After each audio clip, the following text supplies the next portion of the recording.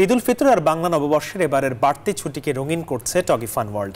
রোমাঞ্চকর অনুভূতি নিতে শুক্রবার ঈদের দ্বিতীয় দিন ছিল উপচে পড়া ভিড়, যেখানে শিশু সহ সব বয়সীদের জন্য রয়েছে 176টিরও বেশি রাইড ও গেম। বিস্তৃত এই আয়োজন হয়ে উঠেছে পারিবারিক বিনোদনের প্রাণকেন্দ্র, যেখানে ঈদ আনন্দ দ্বিগুণ হয়েছে নগরবাসীর। এ যেন শিশুদের স্বর্গরাজ্য, ঠিক রূপকথার গল্প।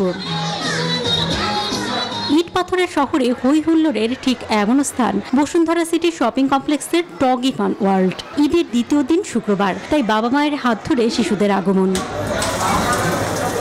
কারো আগ্রহ ভিডিও গেমে, কারো আবার বাহারি রাইডে। টগি ফান ওয়ার্ল্ডে ঈদ আনন্দ দ্বিগুণ হয়েছে শিশুদের।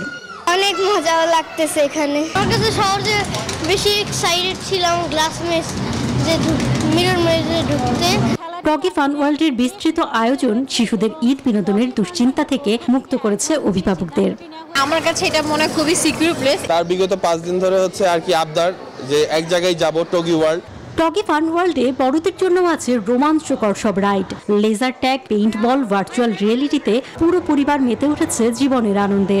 মানুষের যাওয়ার জায়গা বা বিনোদনের এটা খুবই লিমিটেড। যারা একটু থ্রিল পছন্দ করে বা অ্যাডভেঞ্চার বা এই ধরনের পছন্দ করে, I guess it's a good option for them. Eid ul Fitr ও বাংলা নববর্ষ প্রাণবন্ত করতে বর্ণিল আয়োজন করেছে টগি ফান ওয়ার্ল্ড।